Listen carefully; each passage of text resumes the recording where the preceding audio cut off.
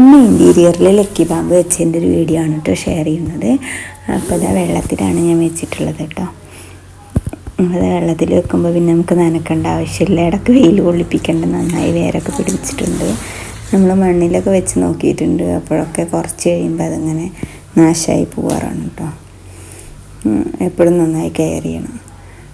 അപ്പം ഞാൻ വിചാരിച്ചു ഇതിൻ്റെ തണ്ടുകളൊക്കെ നമ്മൾ യൂട്യൂബിലൊക്കെ പല പല മോഡലിലാക്കിയിട്ട് തണ്ട് കാണിക്കുന്നുണ്ട്, അപ്പോൾ അതുപോലെ ഒന്ന് ചെയ്ത് നോക്കാമെന്ന് വിചാരിച്ചിട്ടാണ്. അപ്പോൾ നോക്കുമ്പോൾ അത്ര പെർഫെക്ഷൻ ഒന്നും കിട്ടണില്ല. എനിക്ക് തോന്നുന്നത് വളർത്തുമ്പോൾ തന്നെ ഇങ്ങനെ വളച്ച് വളർത്തുകയാണെങ്കിലാണ് കൂടുതൽ പെർഫെക്റ്റ് ആവുക എന്നുള്ളത്.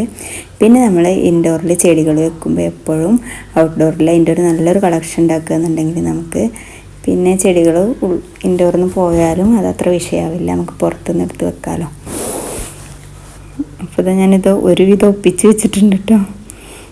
അപ്പോൾ ഇന്നത്തെ വീഡിയോ അത്രയേ ഉള്ളൂ. അടുത്തൊരു വീഡിയോ വരുന്നവരേക്കും it's me Seenu signing out.